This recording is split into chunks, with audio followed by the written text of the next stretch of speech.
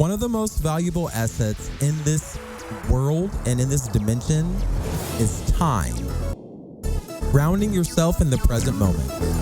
I am your host, Devon, and you are listening to another episode of Center of the Sun Podcast. Thank you for listening. Your purpose is to be inspired and be connected to the world that is swirling all around us right now. Imagine getting all the way to your old age and just to be diagnosed with some sort of fatal illness like cancer. In your whole life, through your 40s, working hard to become this professional everyone told you to be. Imagine wanting kids but putting them off, or marriage, but never really committing to the formality. You're worth more than your career title. Your life is worth more than the everyday corporate slavery. Imagine getting all the way to your 70s just to realize that your friends have perished and you don't have any family. Imagine getting all the way to your 70s to realize that you have acquaintances but never close friends. You could also think back to childhood, but you were a loner back then too. You don't have to work your fingers to the bone, and you're allowed to have a life. You should be planning trips, meeting Tay Diggs in Jamaica, and getting your groove back like Angela Bassett. But it's always been you helping others, extending yourself beyond your breaking point. And you don't know what it feels like to do good without someone expecting something in return, because that's how people have always treated you throughout your entire life. You are confused sometimes. And when I say sometimes, I mean that because you cannot tell the difference between who is being selfish and who is actually being helpful. So you're constantly weighing questions like who's benefiting from this social transaction, or is it me or the person that's helping me, or should I be worried about this person? But here's the bottom line. When you go to help someone do something, like watch their kids or like help them with their homework or something like that, you should do it with an open heart, basically. And on the other hand, you're nice, but at the end of the day, you have needs and you have wants and interests and desires as well. So you cannot be that damn nice. And you must always reserve the right to tell people what is on your mind, but they may start to treat you differently afterwards. So beware. Like at work, when you do a good job, you don't get more money. You only get more work. Why does it seem like everyone is serving themselves? Especially when you have been nothing but selfless lately. Well, your thought process is that you are connected to, and when you care for people, they naturally reciprocate and do nice things and put in the effort, like thank you. But that's not always the case, and they don't always come knocking at your door during the times that you need them. For instance, when was the last time that you helped somebody move into a new apartment? That's a perfect example, because you do all this logistical planning to help them map out workflows, to make it more efficient than a Ford plant. You miss work all day, and make sure that the energy stays high throughout the day, because so that you can keep the ball rolling. But at the end of that day, you barely hear a peep. Well, eventually, someone realizes that they forgot to say thank you. But by the time that happens, it feels almost too little, too late, like JoJo. So you don't want to put yourself in the position to give people ultimatums, especially just for them to give you basic respect. And that's because you like doing things out of the goodness of your heart. It doesn't have to be an ultimatum, and make no mistake. It feels just as good or better when people appreciate the work you put into making their lives better. And it's not like you want them to go out and buy you a Big Mac truck. You just want them to do something, a small gesture for you too, or just simply say thank you. Unfortunately, there's not much I can do for the actions of others. I can't really tell you how to get people to start respecting you, but there is a way to address these internal issues that arise when you do have these experiences. So when you feel invisible, you must determine how you process those feelings. And some people call it metabolizing the feelings, or like coping with the feelings. And when you do that, you have, to internally transform the negativity that is bubbling up inside of you. Otherwise, you start rusting from the inside out. You start corroding your insides. You start activating your sympathetic nervous system, and it causes damage to your body. It ages you sooner than you need to be aging. Personal transformation requires you to pay attention to the collective consciousness. And in addition to that, you need to be paying attention to your internal universe. While interacting with the rest of society, you must figure out how to resolve differences of opinion in politics and culture. Government policy is one way that people try to affect change in the world. Donald Trump is the perfect example of how somebody can affect the collective when their mental is not right. And you have to decide how you're going to operate your life. And especially, you have to decide so that you can survive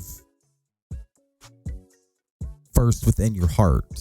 You have to be able to cope with the weird stuff that you have to deal with first before anything else. And you have to ask yourself and subsequently answer the question about what interests you the most. So there are a few questions like, can you build a fair and a cooperative world? Is it even possible in this climate, in this political climate, in this cultural climate? How do you ground yourself so that you can tap into your higher self? What does that mean? What does that even look like? In addition to that, am I strong enough to reduce the suffering of myself and of other people? Is there any point, if my purpose is, if I truly feel like I want to help people without reciprocity, in that it's very important to me, am I strong enough to even reduce the suffering of myself? And then if I reduce the suffering of myself, can I reduce the suffering of other people? And there are billions of things that pull you in all kinds of directions throughout your day. Your job, your children, your family, they can all make you feel like you have no control.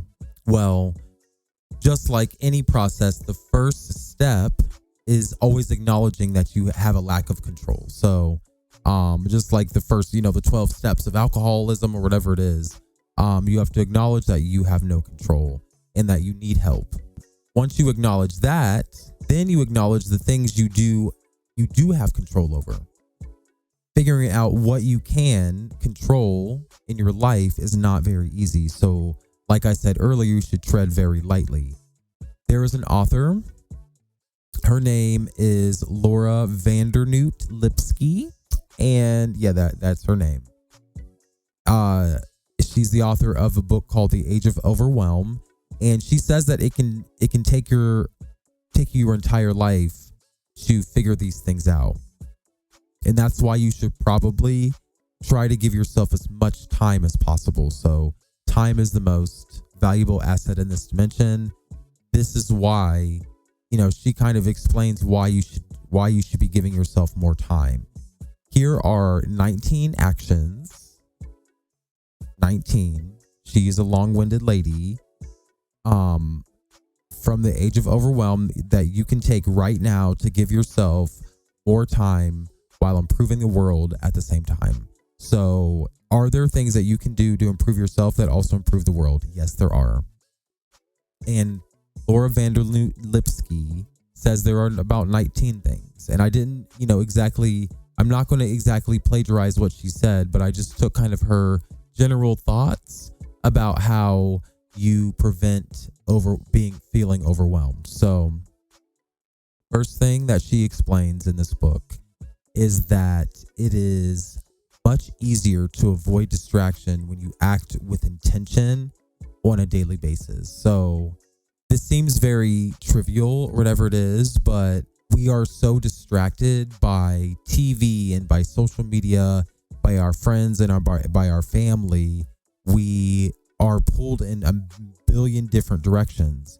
And when that happens, our brains and our bodies kind of go in overload. And one thing that we know, especially like in research, if you give a human too many choices, do you know what happens? Generally what happens is that they tend to not make a choice at all. So when you feel overwhelmed, what happens is that your brain starts to shut down. So it's much easier to avoid the distractions in the first place. An ounce of prevention is worth more than a pound of a cure. In terms of avoiding distractions, you start to act with intention. So you have to think, you have to do the things that promote your wellness. So what are those things? The first thing I would suggest is that you practice morning rituals. Whatever that means to you, getting up at the same time every day is probably the first thing that you should do. Trying to get water first thing in the morning is something that you should do. When you take care of yourself, you start to take care of other people. So practice morning rituals. Some people meditate in the morning. Some people exercise in the morning. What do I do? I guess I just go to work in the morning. But my ritual, no, I shower. I have my quiet, my peace time. I get up really slow and in the quiet. And I get up the same way every single day and I take care. And as long as I do my morning ritual, I feel great throughout the day. And for me, it doesn't take me much because I am like a high energy person. So I need like my day to get started. I need things to start rolling. So I don't really have a ritual because I can't think until really I get coffee. But it's all about understanding the things that are most important to you and understanding the things that pull you away from what are the things that are most important to you. For instance, sometimes people have boyfriends or sometimes people have not rituals, but routines or hobbies or habits or addictions that pull them away from the things that are important to them. So you need, not that you have to change anything in particular, but just like sitting down and kind of like recognizing and acknowledging and understanding what is distracting you from kind of like imagining how you can connect with your higher self. So, and for the purpose of like becoming a little bit more selfish and a little bit more in tune with yourself, because when you help yourself, you help other people. So another thing that you should do is literally practice gratitude rituals. So writing in a journal, gratitude journal, or praying, or whatever you do to practice gratitude, it has a spiritual benefit, but it also has a biological benefit because it releases the endorphins and stuff that kind of help you feel good and help you reduce your stress and like reduce the aging process in your body. So gratitude rituals can be anything of the sort. Walking around and just like recognizing like, oh my gosh, like look at the beautiful sky, like oh my god, like oh my god, it's so beautiful. Like just do all those things. And the next thing that you should do is temporarily remove the harmful things in your life. So I know in research, we have a particular study where we're giving people medication to help them avoid passing HIV to people.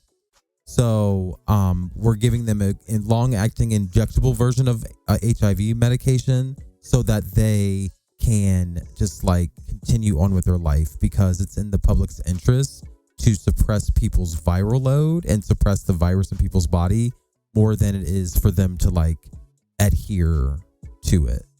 So we have to find, so it's like the onus is on us as the public health experts to figure out ways to help people. So one of the ways that we help people is through, we drug test them when they come in. And we don't really do nothing with the drug test, but if they do test positive, we help use motivational interviewing skills, and we help kind of nudge them from not ever thinking about changing their problem to finally starting to change it. So when you temporarily, or when you make intentional efforts to remove the things that are harmful to your life, that has a positive effect on your health. And it has a positive effect on your ability to feel like you're in control of yourself. So, unless it's an addiction, like definitely seek medical treatment, like of course. But a lot of people are on crack or whatever it is, where there's really not much that you can do but abstain from it. So if you have one of those addictions that you can abstain from, or that you don't have any really medicated option, or you don't really need a medical treatment for, I would say try to start moving in that direction. I say try moving in that direction because when you start releasing those chains, and when you start releasing the things that kind of hold you back from feeling like you are in control of yourself, you're in control of your life, you're in tune with your higher self, you kind of get that from ancient wisdom. Every religion, every ideology out here kind of has this element that humans have the ability to at least evolve, or at least to change and get better. And humans have passed information through time to help facilitate the evolution. So focusing on ancient wisdom is another important thing that we do here on Center of the Sun podcast. But I also feel that it's very important to publicly discuss these things, because a lot of our reality is based on these principles of ancient wisdom, but we don't really understand where they came from. So it may be important to kind of like start studying ancient wisdom and kind of like listening to my show more often, visiting my blog at devon.org, or signing up, just email me, host@centersun21.com, the number 21. You can email me, host@centersun21.com, or message me, or whatever it is, on any platform, if you want to learn more about ancient wisdom and how there are connections. And I want to, start aligning people and institutions and scholars and ideas in the public way. So if you're interested, please visit me, anytime. That is something that I would really enjoy having a conversation one-on-one about. So kind of fast forwarding to the modern age, we have all of this modern science as well. So Center of the Sun is about bridging modern science and ancient wisdom. And we know that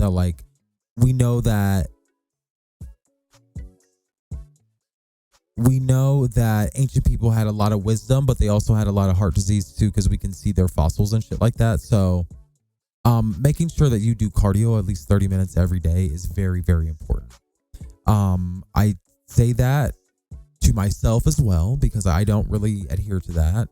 But you have to continuously push the blood through your body. And only cardiovascular exercise can do that. You don't really have to do it for like getting skinny or like losing weight, but as long as you push that blood through your body, you should be good for the rest of your life. You should live forever.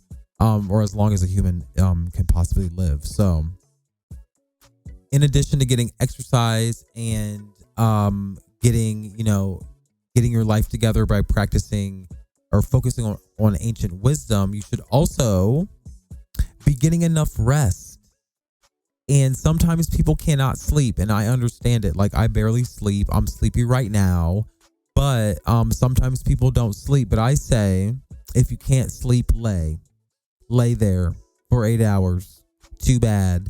You need to rest. You can't do nothing for nobody else if you don't help yourself. So if you're feeling a little bit out of control, a little bit overwhelmed, then you probably need some rest, and you deserve rest, and because you're a human. So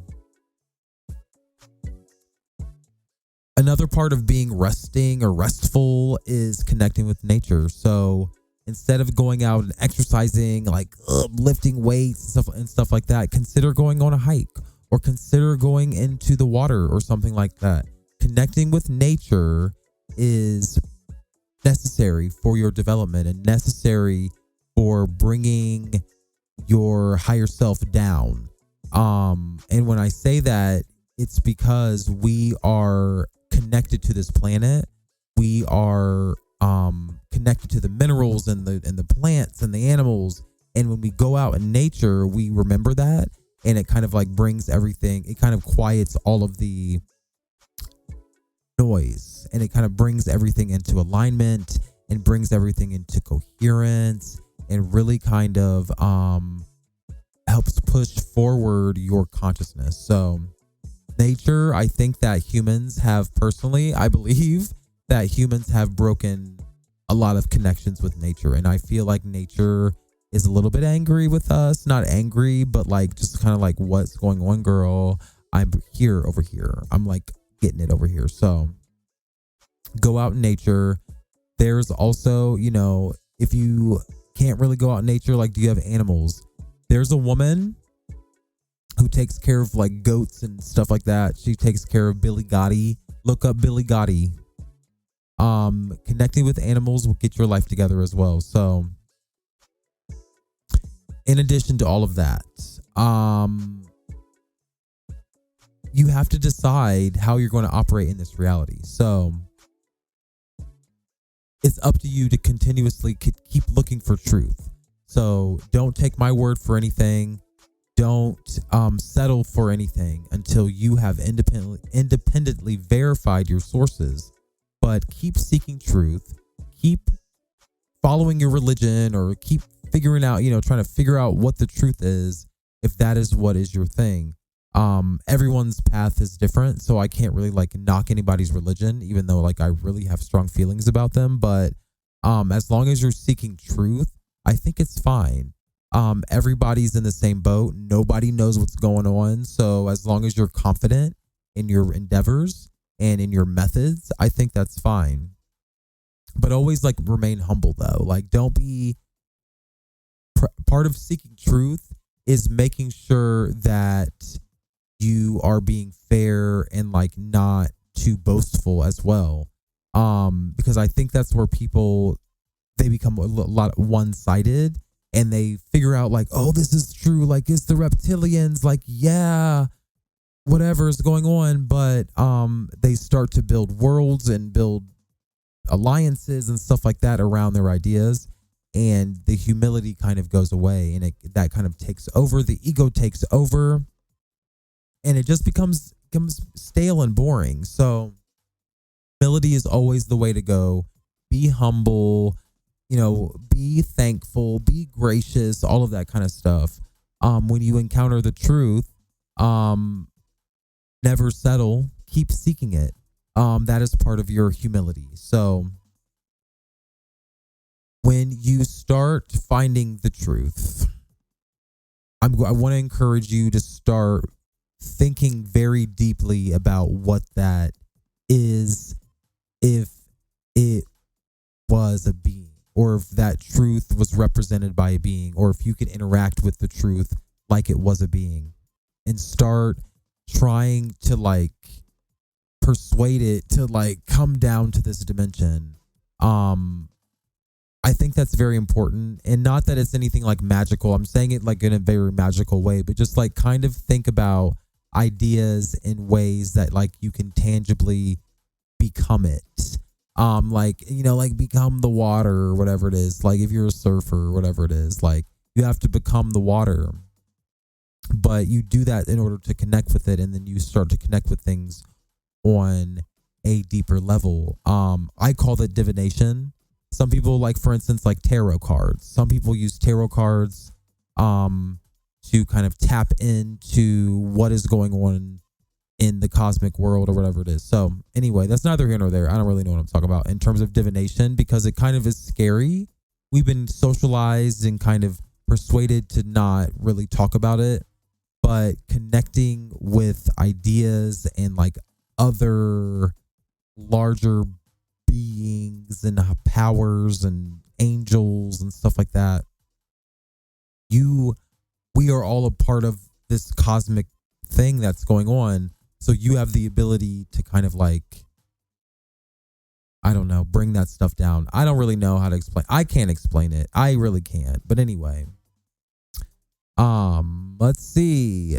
Slowing down and pacing yourself.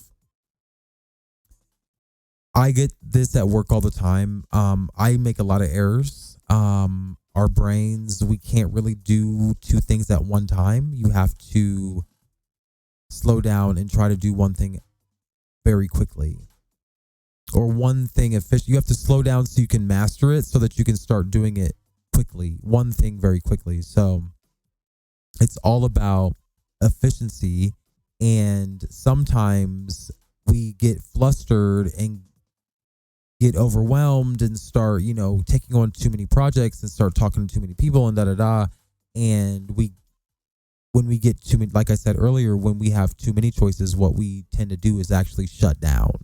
And so you have to manage yourself. You have to manage your emotions. If you know that you shut down when faced with too many issues, then slow yourself down. You're allowed to pace yourself. It's okay. And, along the same lines, remembering that your mind and your body are separate, but they are together for a reason. So you have tools at your disposal to help guide you through all of these experiences that make you kind of feel like you're losing control, or like you don't have enough time, or you're running out of time. So a big thing that I want to encourage you to do is artistic expression. Painting, singing, anything that makes you feel happy, that is artistic, drawing, dancing, any of that kind of stuff. Comedy, laughing, writing, all of that kind of stuff. All of that is super, super integral in developing your sense of self, and developing your sense of control and your sense of self-esteem and stuff like that. And you don't want to do it so that you like compare yourself to others and like make yourself feel bad, or like break your neck trying to learn something. Doing it for the sake of like fine hand movements and like rebuilding the neurons in your brain. It's super, it's like overlooked, and it's very sad how people forget that all the things that they were doing when they're 5 are exactly what they should be doing as they grow up too. So last but not least, connecting with the collective consciousness, connecting with your community, doing some volunteer work, raking leaves and mowing lawns, like connecting with people gives you a greater sense of control over your life. So those are like 19 things. This is a shorter episode today. I want to thank you so much for listening. Please send your feedback to host@centersun21.com, not the word 21, but as a listener, you have the resources and the capital to affect the change in the world. And I have lots of time, I have lots of energy, and lots of intellect, and together we can make a partnership. We can make a business that adds value to the world.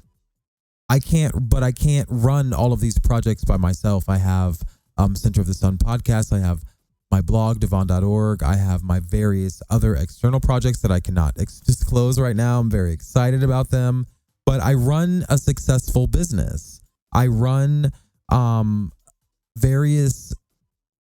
allow various things to transpire in my life, and I want various things to continue happening. And it's going to take a partnership, though, unfortunately. Like, not unfortunately, because ultimately it's great, but like, unfortunately, I don't have the capacity, so I need to partner with somebody. But I need to partner with donors and people with capital and resources. And if they don't have capital and resources, I need people that have ideas. But when you do that, you join a network of friends, and you'll be part of a global network of friends. And one thing that's clear about that, when we have friends all over the world who work for our principles and who work for our values, and under our, under various different circumstances, oftentimes have great personal risk to themselves. And there are some friends of ours that, don't always make it, as a result of them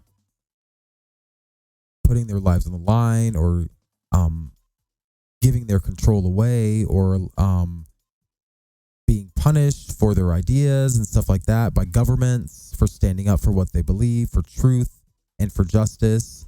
There are people that have paid terrible prices, but always know that you're not alone. There are other people who share your values and who care about you, and people who will be helpful to you even in dark times. So let's create a world that's free and just and prosperous and cooperative. And your participation is very important. Very important part of this project. This is how you maximize your footprint. This is how you maximize your voice. So I want to strategically align institutions. I want to create scalable voices and affect digital impact. I want to have monthly virtual meetings. I want to share best practices between scholars and leaders. I want people to share the challenges that they face, so that we can build a repository of research material. We can create mechanisms that allow us to share and upload files. I want to create spaces that promote public discussions and debates in the public square. I want to create mechanisms that track records of activities of everybody across the world. I want to build a timeline of all activities, all research, all programs and stuff like that. I want to have a fellowship program at some point. I want to test research ideas and avenues of engagement.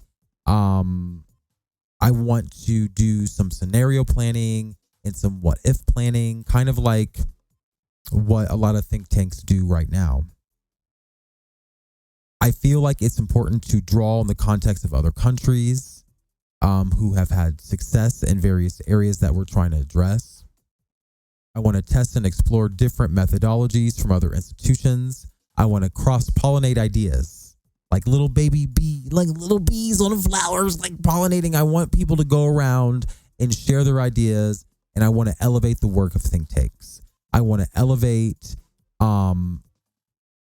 people's ideas about what they think will come next, and I want to give people the purpose to explore all thematic avenues, any thematic area that they desire. So it requires visibility, it requires a distinct agenda, but ultimately it will encourage stickiness between people.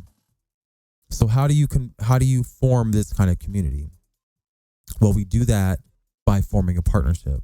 And if you're interested in the strategic alignment of groups and people and institutions, in order for us to make a bigger voice and a bigger voice that's global, not just international, for the entire purpose of creating a marked reduction in suffering and to help other people resolve internal conflicts. So we have to be more friends than we are enemies. And friends cross-pollinate ideas. So let's make a partnership. Head to my blog, devaughn.org, DVAUGHN.org. At the top, it says Think Tank. Please consider your support will help strategically align more institutions, more ideas, more people, more places, more things. We can't do it without your support. If you sign up for my blog or decide to donate, you'll be a part of my global network of friends. That includes all of these bold ideas, but you'll be integrated deeply right into every single process. So thank you so much for listening. Send your feedback to host@centersun21.com, and I thank you for listening.